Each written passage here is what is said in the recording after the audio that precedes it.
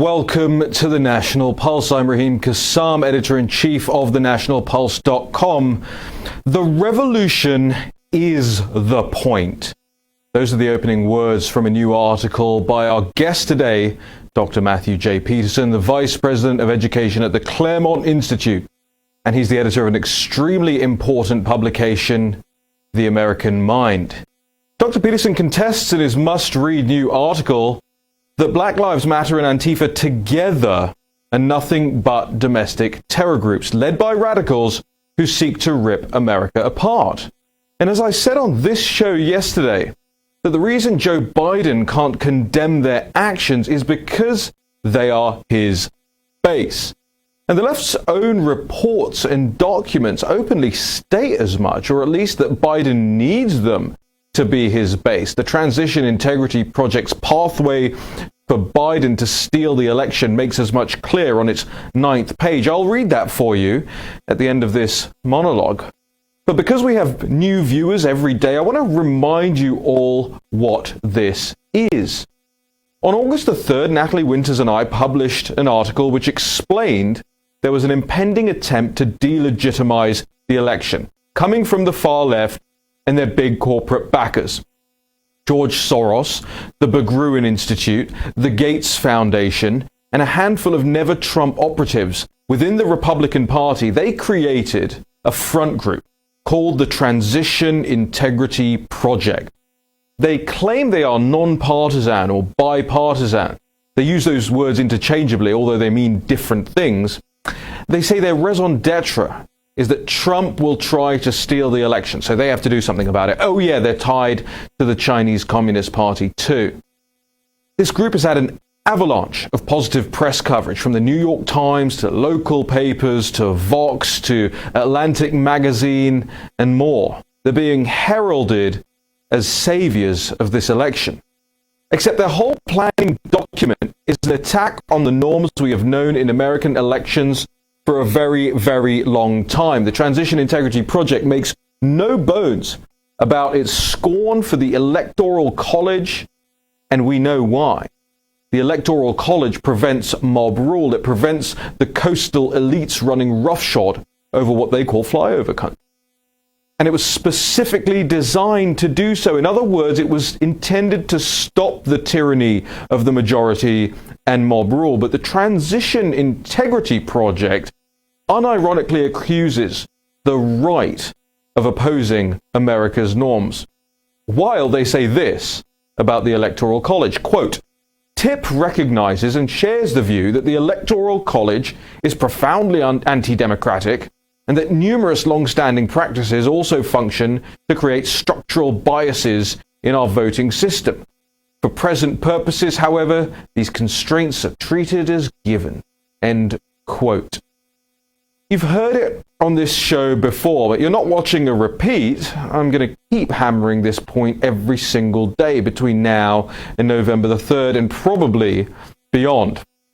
In addition to objecting to the Electoral College, a constitutional necessity, they take aim at more recent norms within the US political system, the norm of election night. On page 2 of their document, the Transition Integrity Project says of election night, quote, the concept of election night is no longer accurate and is indeed dangerous. We face a period of contestation stretching from the first day a ballot is cast in mid-September until January 20th. The winner may not, and we assess likely will not, be known on election night, as officials count mail-in ballots. This period of uncertainty provides opportunities for an unscrupulous candidate to cast doubt on the legitimacy of the process and to set up an unprecedented assault on the outcome. Campaigns, parties, the press, and the public must be educated to adjust expectations starting immediately, end quote. And of course, in lockstep with the demands of this Soros-run group, the media has parroted these lines over the past few days. And that's because they're panicked. This is their panic button. Accuse Trump of doing precisely the thing that they're trying to do, steal the election. I told you yesterday how Hawkfish, the DNC analytics firm, suggested Trump could win on election night in a landslide, their words, but then have the vote reversed. by cascades of mail-in ballots that would magically emerge over the next week. Just like they accused Trump of foreign collusion, which he never did, they're accusing Trump of trying to steal an election that they themselves are trying to steal. Remember, it was them with the foreign collusion background. Their non-partisan report says that Trump is going to try and pardon everyone around him, including himself, to start a foreign war, to destroy evidence, they don't say what evidence, and disrupt any peaceful transition to power for the Democrats. It's an outright fantasy, and it's deeply dangerous in and of itself. And while on one page accusing Trump supporters of being violent and with no evidence, they claim Trump supporters will even infiltrate left-wing peaceful protests to stage violence, well, on the very next page, they effectively demand a left-wing siege of the White House. And we know that's coming.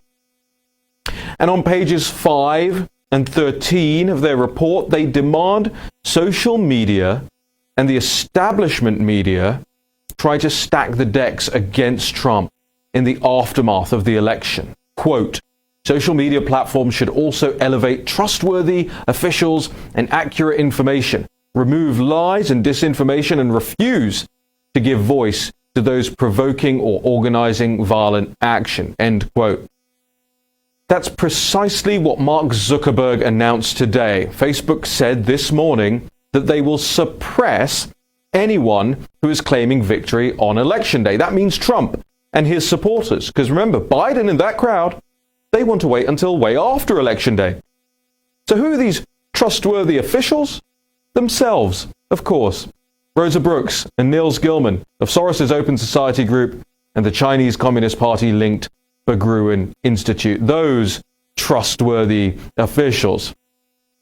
Gilman even gave a comment to Vox on August the 18th, where he remarked upon how important it was that the media companies decide on who the next president is going to be. I'm struggling to find that part in my copy of the US Constitution. Here's the quote from Gilman. He said, it's actually ultimately Lachlan and Rupert Murdoch who are going to decide. Those guys on the evening lineup check in with the boss, so the question really is, what will those senior leaders be willing to countenance? Quote again, likewise, what is Mark Zuckerberg going to be willing to countenance in terms of the propagation of nonsense on Facebook? Right now, there hasn't been a lot of indication from either the Murdochs or Zuckerberg that they're willing to put any limits on what's going to be said, so that's a deep concern. End quote. That's what Niels Gilman said on August the 3rd. That'd be the same Rupert Murdoch and Mark Zuckerberg, by the way, who run sister organizations backing open borders and mass migration. We'll get to that in the next couple of blocks with Natalie Winters. Sounds trustworthy to me. And that brings me back to my opening point about the mobs. The Transition Integrity Project warns about Trump supporters taking to the streets on one page, and on the next page they demand this, quote, if there's a crisis, almost every strategy to protect the democratic process is dependent on mass mobilization, and in particular on people taking peacefully to the streets in large numbers, potentially for an extended period. Large base-building groups on the progressive side will need to anchor this strategy, but their success will likely depend on supporting and resourcing new and emerging racial justice leaders, many of whom are not affiliated with formal institutions and coalitions, end quote. The left doesn't know how to take peacefully to the streets. This is an open call for mob violence from Soros, from Gates, the Chinese Communist Party, and the Never Trumpers. It's an attempt at a coup. And how do you know this? Because on page 10, they say this, quote, in one instance, Team Biden's strategy in anticipation of an ultimate loss was to strengthen its hand in order to negotiate a package of structural reforms to the democratic system, including making D.C. and Puerto Rico states, abolishing the Electoral College, and requiring Supreme Court justices to retire at 70, end quote. So remind me who's attacking the norms again? And lastly, on page 9, they say, open quotes, the scale of recent demonstrations has increased the stakes for the Democratic Party to build strong ties with grassroots organizations and be responsive to the movement's demands. They want the mobs as Joe Biden's base. That whole document will be up on the National Pulse website over the course of this show with my annotations for you all to read, to download, to share, and more. I want this to go to all of your representatives all across the country. After the break, we'll be joined by Dr. Matthew Peterson from the Claremont Institute and the American Mind website, and we'll be asking him how this coup d'etat will unfold. This is the National Pulse, and we'll be right back.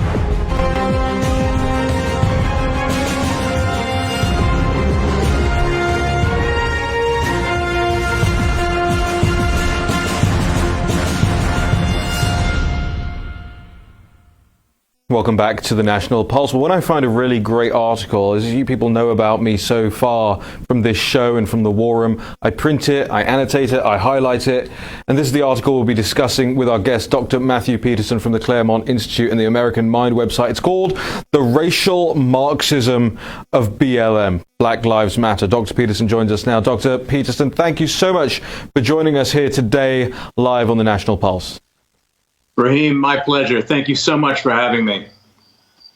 Dr. Peterson's a hard guy to get on just simply because of the time difference, but I understand he's on a different coast, so we're very grateful to be able to be joined by him today. There's so much to go through here. I've highlighted so much of your article, and I really commend it to the audience here.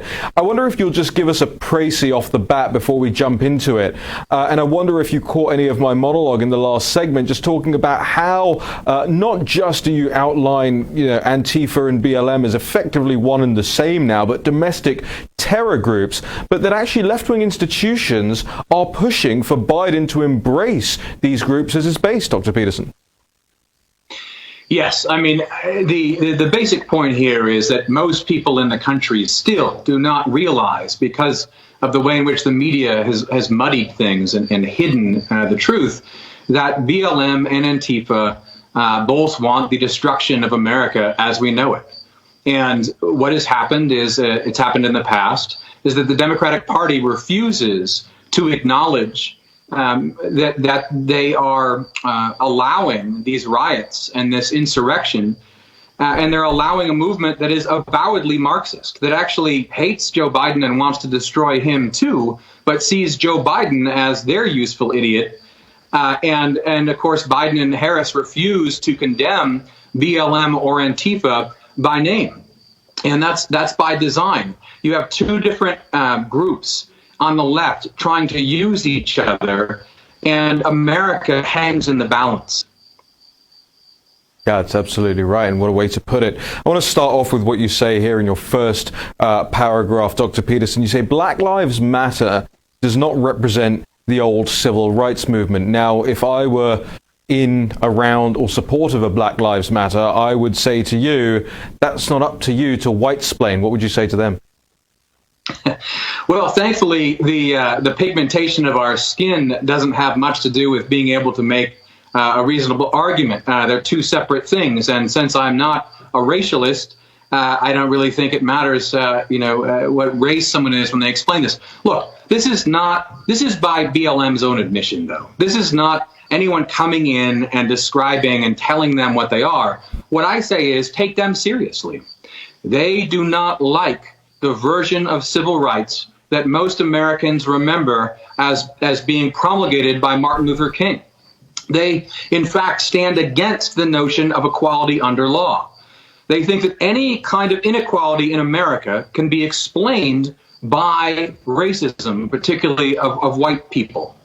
And so if any inequality is due to racism, this means for BLM that as opposed to our Constitution, which upholds equality of the individual under law, we need to have a hierarchy, a new Jim Crow, a racial caste system where the law isn't colorblind, but in fact tells America how it should organize itself based on race. It really is a kind of Jim Crow in reverse. What a great way. You've got a way with summaries, Dr. Peterson. You talk about the political language that we use at the moment, and I think we're all a bit guilty of this in the political field, of using language that might be very familiar to us, but both isn't familiar to people outside of sort of Washington D.C. or think tank circles writ large, because I know you're not a D.C. guy, but you also say much of the political language of both Republicans and Democrats is drawn from the Cold War, but it has lost its salience, particularly for those under 50. Would you expand on that for us? Yeah, so one of the problems is that you see lots of people on the right call BLM Marxist. They'll call BLM communist. But a lot of young people don't know what Marxism is. And I think this is a problem today because older people are so used to the right calling the left Marxist that we've sort of forgotten what is actually transpiring in front of our eyes.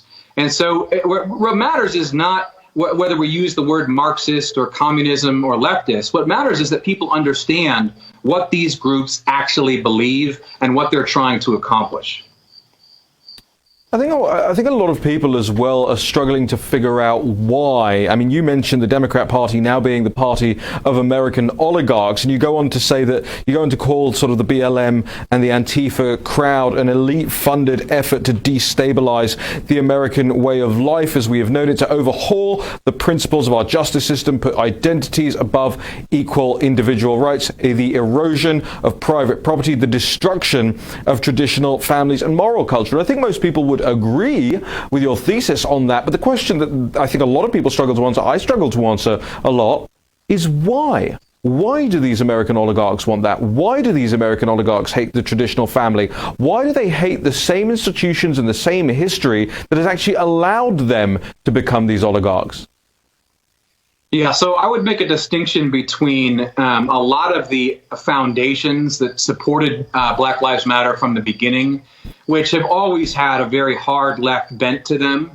And they're sort of useful in some ways to the what I'd call the elite or the ruling class in general, right? I mean, there's kind of a ruling class mentality in general that really just wants to stay in power, right?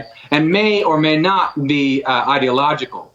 And so at present, I would say the driving force in America, I mean, the people who are in charge of these companies that are giving millions of dollars to BLM right now, they see this as a power play. This is a way to divide the rest of the country. This is a way to stave off complaints about them, because otherwise, I mean, already BLM and Antifa, right, they're putting guillotines outside of Jeff Bezos' house. Eventually, they will come for the oligarchs. But the oligarchs see it as useful to sort of buy them off and divide America. And then there also are, there's a lot of sources of foundation money, especially, that has gone to these groups where some of them actually just share BLM's Marxist agenda. I mean, they really do want to fundamentally transform America. So, yeah, I think there's a distinction when you look at the ruling class between kind of the ruling class generally, which wants to buy off BLM and keep minorities afraid and voting for Democrats to maintain power, and then intimidate the rest of us. And then there's the folks who actually support BLM because they really do want to fundamentally remake America. Do you believe that the oligarchs will be eaten last by the crocodile, or do you think that they will be able to buy off? I mean, you see, I think you mentioned in your article about these big corporate banners that are hanging from all these buildings just across the street from us here in downtown D.C. You have this huge Black Lives Matter sign hanging from the National Geographic building, while across the street at the other National Geographic building, it's all boarded up. You can't go in. You can't see through the windows. You can't access the doors. Are the oligarchs fooling themselves, or do you think they might have some leverage in the long run? I think that they have a problem on their hands. And I think you see this right now in the polling, the changes in polling when it comes to Trump, right? Making a rise, making a play. The problem is that they cannot control these groups. Joe Biden cannot control it. Joe Biden just condemned violence. Is the civic unrest and violence going to stop? I don't think so. I think he's lost control. Of course, he's lost control of his mental faculties probably quite some time ago. But I think the Democratic Party is not actually in control of these folks anymore.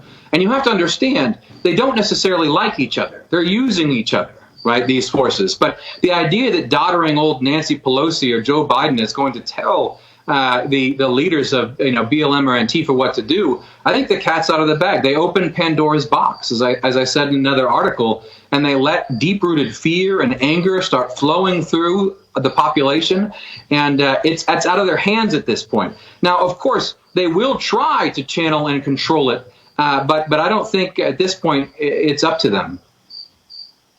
You mentioned that these left-wing leaders have kind of opened up Pandora's box with this all. Do you have a prescription as to why? Was it desperation for political power? Was it calculation? I mean, AOC continues to run circles. Her candidates that she endorses continue to run circles around Nancy Pelosi's candidates. We saw another one just over the last 24 hours. So what caused them to do it? And I'm curious. I know I'm sort of repeating the last question, but I'm curious as to whether or not there is a way for them to put the genie back in the bottle. Well, I think what's clear is, look, BLM does this every summer, right? I mean, every year they're looking for video clips to take out of context, to incite, civic unrest and make people uncomfortable. That's their MO. That's what they've done every year. The difference was, and riots were entirely predictable. I don't think I'm, a prophet, but in April, it became clear to me that the probability of riots this summer was very high because of the lockdowns. You had just flooded, the economic situation with unemployed people, right?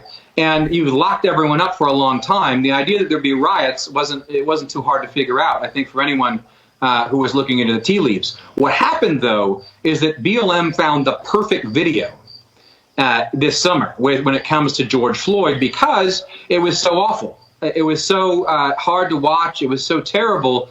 And it came right during election season. So every elite, every establishment Democrat leapt on board, and you would have paved the way for riots and unrest with the unemployment and the lockdowns. And so the timing was great. And so, your establishment Democrats seized onto it. And they were in a frenzy, of course, before COVID, because they were very worried about losing this election.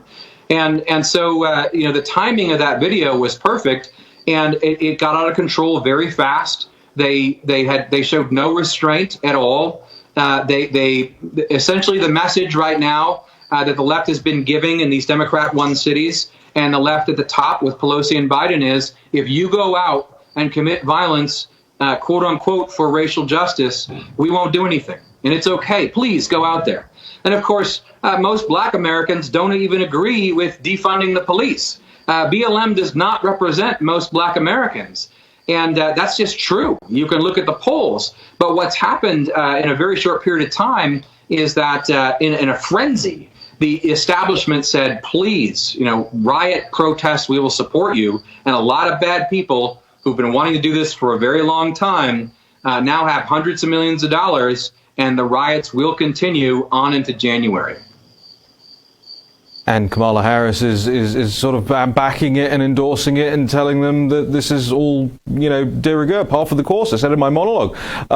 They intend to lay siege, their words, not mine, to the White House, starting on September the 17th. But it's all in this Transition Integrity Project's document. It's all in their planning. It's all been laid out, and they've been working on this. The organization itself was founded in December of 2019. Well, we'll be getting a lot more into the Transition Integrity Project at the end of this show with Natalie Winters, and with our new investigations into who they are, who they give money to, and some of their emails from some years ago that have come out. But Dr. Peterson, I want to hang on to you for another segment if you'll stick around. We've got a break to go to, but I want to make sure you stick around, because after the break, you keep using the word racialist, and you use the word racialist in the article a number of times too. I wrote about the distinction between the phrases racist and racialist, and the nuances there in my book from 2 years ago now. Enoch was right about this British politician, Enoch Powell, who I think everybody needs to learn about what he was warning about. I'll try and make sure we get the image of Enoch was right up on the screen when we come back from the break. But I also want to thank all of you. So many people out there have joined up to be supporters of the National Pulse and our investigations over the course of the last 24 hours alone. Some very familiar names in there as well. I know a lot of you out there, and we thank you for your support. You can continue your support over at thenationalpulse.com/support. You can do that in the break, and we'll be back in just about 2 minutes with more from Dr. Matthew Peterson, the Claremont Institute, and the American Mind. We'll see you in just a second.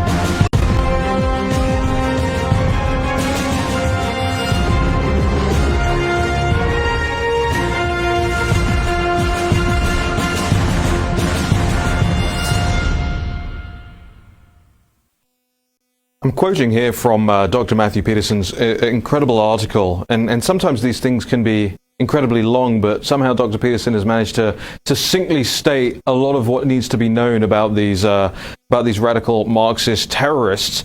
The article is called The Racial Marxism of BLM, and it's available on the American Mind website. And make sure you bookmark the American Mind. It's just such a great read, day in and day out. Really challenging stuff that appears up on the American Mind, and really thought-provoking, and pushes the boundaries, quite frankly, way away from establishment right-wing news organizations like the National Review. The American Mind is really on the forefront of conservatism, traditionalism, the America First movement. I want to quote here from this article. Dr. Peterson says, "They have now achieved what their teachers and mentors could never dream of. A violent, destabilizing insurrection masquerading as a popular civil rights movement with the support of a major political party and nearly every major cultural institution in the nation. The establishment left still thinks it can control the movement, but it's clear what will happen to them if they do not. There's a reason protesters keep putting guillotines outside of Jeff Bezos's house." Dr. Peterson, they were also last night outside Mayor Muriel Bowser's house after the shooting of a young man who apparently had a gun on him in southeast Washington, D.C., and we're expecting more riots and looting and protests to come here in Washington, D.C. as a result over the next couple of days. But I want to get back to your point there and then ask you this question also. Why do you keep saying racialist? You said you're not a racialist, and therefore, the idea, the concept of white-splaining means nothing to you. Just explain to us, because it's kind of a term that's fallen out of use in recent years. Well, I mean, you have your own thoughts on this, perhaps. The first thing I'd say is the idea of racism, the word racism, has really been spoiled. It's overused. It's unclear to people what that even means at this point, in large part because the left calls everyone and everything racist. But when I say racialist, I mean people who look at human beings as fundamentally being part of different races, right? So instead of seeing everyone who is human being equal insofar as they are human, the Claremonts long held doctrine about the Declaration of Independence. I mean, what the Declaration meant was, insofar as people are human, they're created equal in some fundamental capacity. And for those who look at human beings and see them as really classified by race in some fundamental way, that's what I'd mean by racialist. And it really, it's not just race, of course, right? These are also people who want to divide us based on sexual orientation, and they'll keep adding to their identity groups. And so when they look around and look at human beings, I mean, they're seeing, well, this person it partakes in whiteness, right? Because they are white. To me, that's racialism. Yeah, no, I agree with you. There's a lot more to discuss in this, but I know we're running out of time here, and we're very grateful for your time, Dr. Matthew Peterson. Just two major big things I want to ask you. Number one, you say, worse, outside of President Trump, many in the Republican Party are still too cowardly to denounce these people, even as America burns. Why are some people in the Republican Party still too cowardly? I agree with you, but I don't get it. It's very sad, and it's probably one of the most important issues that we face between now and Election Day. And really, there's a simple answer and a more complex answer. The simple answer is no politician wants to denounce a group called Black Lives Matter. Why? Because Black Lives Matter is, in fact, lying about America. We are not racist. Black Lives Matter is holding America hostage, weaponizing, if you will, America's lack of racism. America is not racist, does not want to be called racist. They're not proud of that. They think racism is bad, right? So no one wants to be called racist. So they've done a great job in framing things such that politicians are afraid to say Black Lives Matter is a bad organization because they don't want to be called racist. That's the simple answer. The more complex answer, however, is that a lot of our politicians simply do not understand what is now happening in America. And to give you the obvious example for anyone who fancies themselves American first is Trump. When Trump is quiet, who else takes his place? Trump was quiet for a while about these riots. There were no other leaders standing up. Mitt Romney was marching with these folks. So we really have a leadership class problem in the Republican Party where I don't think a lot of them actually understand what's going on. I don't think they're watching live feeds every night that the savvy online people are watching. And they're either too cowardly or too ignorant to say anything. And I think that what we do see is that the base does understand this. And increasingly, more Americans understand what's going on. And they are going to shame the politicians who are cowardly or ignorant.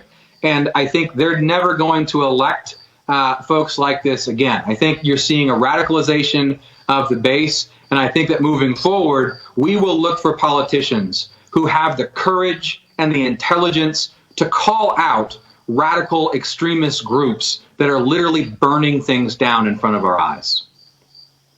Well, Dr. Peterson, we've got about 90 seconds left here, and my second question for you is just please tell the audience about the Claremont Institute, about the American Mind, and where they can follow and subscribe and all of the rest.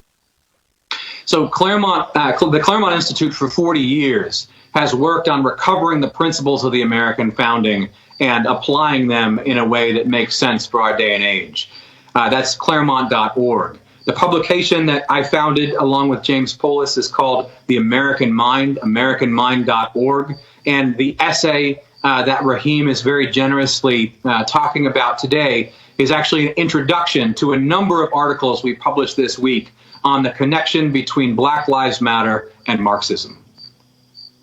And Dr. Matthew Peterson, where can they follow you specifically on Twitter, on whatever social media? What's your handle? I'm at DocMJP, D-O-C, DocMJP on Twitter, and AmericanMind.org. Well, we'll make sure to tweet out the clips from this interview as well after the show, and we'll tag you so that everybody can find Dr. Matthew Peterson, a real brilliant American mind in and of himself, and we're really grateful for his time here on the National Pulse today. When we come back, Natalie Winters will be walking us through what she's found and what's in her American mind about the Transition Integrity Project. We'll be back in just a second.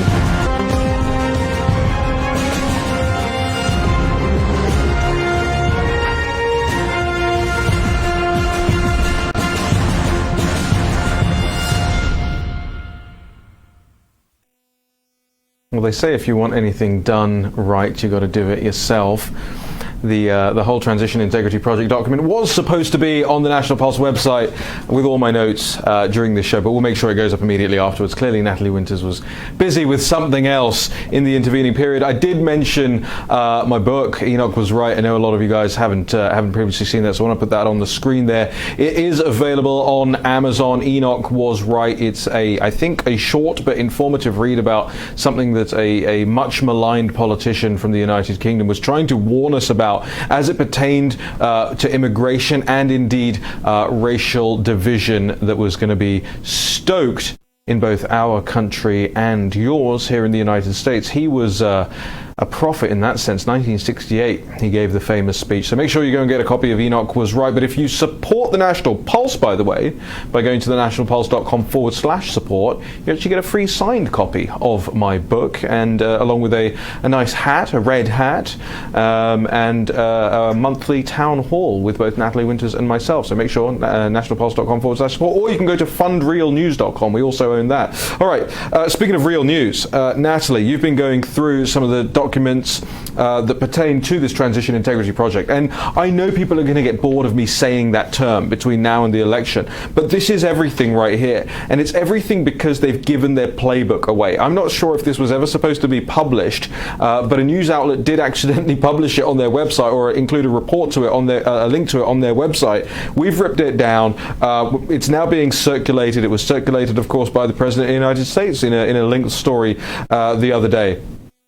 So I want to go through this, but not just through this document. People will be able to do that on their own time. There is so much. By the way, let's get a close up here. Okay, there is so much in this thing, okay? Like, this is not lightweight stuff, but it's stuff that is so important to the functioning of the Republic, the functioning of the United States, the functioning of the Constitution, the Electoral College, and all of that stuff. But let's go and look at who's behind this project, because follow the money is such an important part. So where have we followed the money to, Natalie? Sure. So the founder of the Transition Integrity Project is Rosa Brooks. Now, we've highlighted how she has extensive links to George Soros, both serving on the board of his foundation, Open Society Institute, and actually serving as his general counsel before she joined the Obama administration. Stop. I thought all this George Soros stuff was just conspiracy theory. No, and it's interesting when you read that 22-page report, the words bipartisan, nonpartisan seem to occur interchangeably almost every page countless times. And again, this really harkens back to what we saw during impeachment, during the Russia collusion hoax, where these words bipartisan, nonpartisan really fall flat. They're really smoke signals for anti-Trump and these establishment figures who they don't like President Trump because he does not represent their interests. But interestingly enough, a few months before the Transition Integrity Project was created, Rosa Brooks was funneling thousands of dollars to candidate Joe Biden. What do you mean funneling? Per FEC records, which is the Federal Election Commission, she was donating, I believe it was $2,800 one month, almost $1,000 another month, to his political action committee known as Biden for President. That sounds very nonpartisan to me. And interestingly enough, in the almost 15 years preceding, she had donated upwards of $16,500 to other Democratic candidates, including Barack Obama, including Hillary Clinton. That sounds very nonpartisan to me. It's extraordinary. And in the next segment as well, I want to get into what Facebook did and said this morning, because you made mention of the impeachment and how they tried this sort of veneer of bipartisanship or nonpartisan impeachment witnesses. One of those was Pamela Karlan, right? And there's a horrible clip of Pamela Karlan being really racist against white people that we saw and that we actually unearthed over at the War Room. And I wanted to get into that because doesn't Pamela Karlan sit on the Facebook oversight board?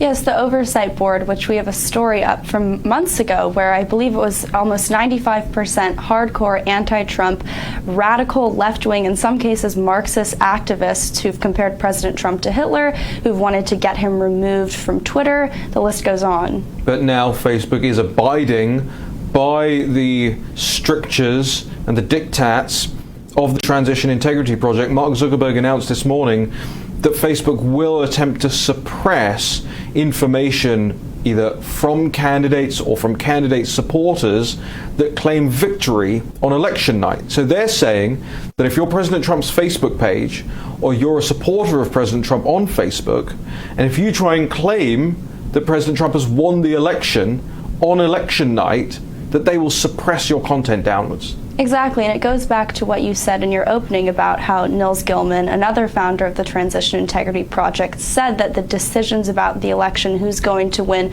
will inevitably fall to people like Mark Zuckerberg, people like the Murdochs, who we know are advocates for open borders, are advocates against President Trump, and they're using their platforms with reach to millions, if not tens of millions of Americans, to ensure that a Biden victory is secured. Right. The evening anchors over there at the Murdoch station may be great. The Tucker Carlsons, the Laura Ingrams, great people, great friends of mine. But that doesn't tell you a lot about the organization, the institution, and the management themselves. You only have to go so far as to realize that Paul Ryan is on the board over there, to realize where that network is going and is trying to go. In the next segment, stay tuned and pay very close attention, because here's the thing. We're not here to fill up part of your day or to try and entertain you over the course of this hour, entertaining though we may be, or though we think we may be. But we're here to inform you, and we're here to make sure that you take action, that you are an informed citizen, that you take the information that you're learning about. And by the way, don't even take our word for it. If there's something you're skeptical of, if there's something you're not sure about, we can go to thenationalpulse.com and look at our reporting and all the links and all the citations and all the documents that we include there.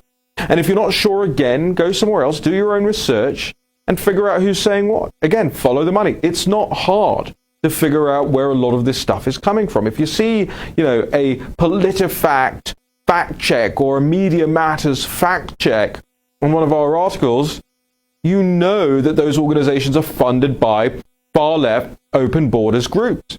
And you know that we are funded by you, that we rely on you. So who has more independence about them? Who has more integrity about them? And the word integrity is something we're going to hear an awful lot about in the next coming months. In the next segment, we'll get into some of that integrity, because Rosa Brooks has been emailing with, I think, John Podesta. Is that right, Natalie? Oh, sounds bipartisan to me. We'll get back to it after this break.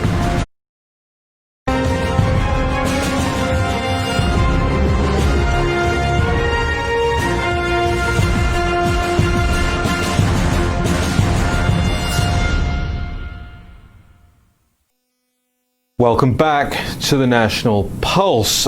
Straight back to Natalie Winters on this one. We only have a few minutes left to go here on the show, and I want to make sure we cover this all in earnest. And we will be covering it over and over and over again, because, Natalie, this isn't the only organization that's out here doing this, and it's not the only document that's out there about it. But the viewers will recognize, if you turn on CNN, if you read the New York Times today, everyone's talking about this now. But we've been on it for over a month. We know what's going on here. We know the background of all the people. So let's tell the audience more. What have you found out about Rosa Brooks? Who is Rosa Brooks again, just very quickly? Yes. And what have you found out about her emails with John Podesta? And just remind us who John Podesta is too. Sure. So again, Rosa Brooks founded the Transition Integrity Project. And like I said, she was previously on staff at George Soros's Open Society Institute and now sits on the board. Was she a senior counsel? Yes. And later she joined the Obama administration. So both of those... So this isn't some intern who spent 3 months at the Open Society Foundation? No. Both of those positions are certainly kill shots to any facade of objectivity or impartiality or bipartisanship, as they would say. But interestingly enough, in 2015, there's an email thread between her, John Podesta, and Jake Sullivan. So to reset, yes. 2013. 2015. 2015. Maybe I misspoke. So, yes. Brooks, Podesta, and Sullivan. Yes. So we know who Brooks is. Who's Podesta? So Podesta is a mainstay in Democratic politics. He was deputy chief of staff in Bill Clinton's White House. He served as counsel to Barack Obama. He served as chairman of Hillary Clinton's 2016 campaign. He's the top dog. He's the top strategist. Exactly. So it's not surprising that he was the one who was chosen to play Biden in the Transition Integrity Project's war game simulation, where they Who would know Biden better? Exactly. And actually, someone who would know Biden better is the third person on the email chain. That's Jake Sullivan. So he served as deputy chief of staff to Hillary Clinton when she was Secretary of State, but he also was Joe Biden's national security advisor when he was vice president. And Foreign Policy magazine had identified him as not only advising currently advising the Biden campaign on matters of national security, but also comprising really the foundational bedrock for what a Biden administration, should he win, look like in terms of foreign policy. Yeah, I mean, Jake's his lead guy, right? I mean, Jake is the guy who is out there defending Biden against all the charges that he faces with regards to his involvement with China, with Ukraine, and more. I mean, Jake is really the architect behind all of this. So you're telling me the three of these are in email chains together? Exactly. So, but I thought Rosa Brooks was non-partisan. What are they saying? Is it a non-partisan and non-friendly email? That would be okay, right? Well, it certainly doesn't seem nonpartisan given the title of the email, which is, quote, following up on conversation at Soros dinner. So Rosa Brooks is essentially being wined and dined by George Soros. Also in attendance is John Podesta and Jake Sullivan, people who are not only affiliated with the Transition Integrity Project, but like I said, bigwigs in Democratic politics, and really the wing of the Democratic Party that is establishment, that is fundamentally opposed to President Trump. But on this email thread, you see Rosa Brooks offer her support to John Podesta, this email, again, was May of 2015, about 3 months after Podesta had departed the Obama White House to join the Hillary Clinton campaign effort. So Rosa Brooks was essentially offering her support, whether it be op-eds, legal advice, to Podesta to help out with the campaign effort. Huh. Do we have that verbatim? Yes, I could read. Please read it for us. Sure. Let me know if there's anything I can do to be helpful to you and Jake. You've got plenty of talent you can tap already, but I can be of help either on substantive matters or on the strategy communication side. Please let me know. I'm on sabbatical as of a few weeks from now, so have more free time than usual, and I'm happy to do appropriate penance for past sins of snarkiness. And I think even the opening line to the email, which is, John, nice to see you at George's, and sorry to pepper you with plaintive, but what's the big idea questions? I'm glad you're at the helm of this particular ship. It's particularly damning and also shows that this relationship, both between Rosa Brooks, George Soros, and John Podesta, is extensive. They weren't just meeting for the first time. That is absolutely damning information that, as Natalie describes it, is a total kill shot to any claim of non-partisanship from Rosa Brooks or the Transition Integrity Project. And ladies and gentlemen, mark it down in your calendars, in your schedules, in your diaries, on your phones for November the 3rd and the 4th and the 5th and the 6th and so on. Because every single day you're going to hear from these non-partisan experts, and Rosa Brooks is going to try and appear as one of them. What Natalie just read us was an email chain that showed that not only are these people in open cahoots, they're social friends. They're a close-knit family. These Democrats in Washington, D.C., who have been here for decades upon decades upon decades. And they claim that President Trump, a relative newcomer to politics and to Washington, D.C., is the problem and is creating all the problems that we see all around the country. You've got 4 years in office for one guy and 45, 47 years at the helm for the other, but the 4 years guy is to blame? The structural problems that the left claims we have comes from the guy who's been in for 4 years, not the guy who's been there for 47 years? And how many years do they have between them, all of these people serving in Washington, D.C.? How many years for Rosa Brooks and Jake Sullivan and Joe Biden and John Podesta and the whole team?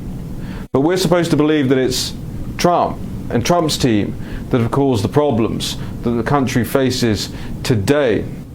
We'll mark it in your diaries as well for in about an hour and a half's time from this live show, 3 p.m. on Thursday. We'll have more stories up on thenationalpulse.com, specifically pertaining to Rosa Brooks and her donations to political parties, to political candidates, and specifically that email thread between Brooks and Podesta and Sullivan.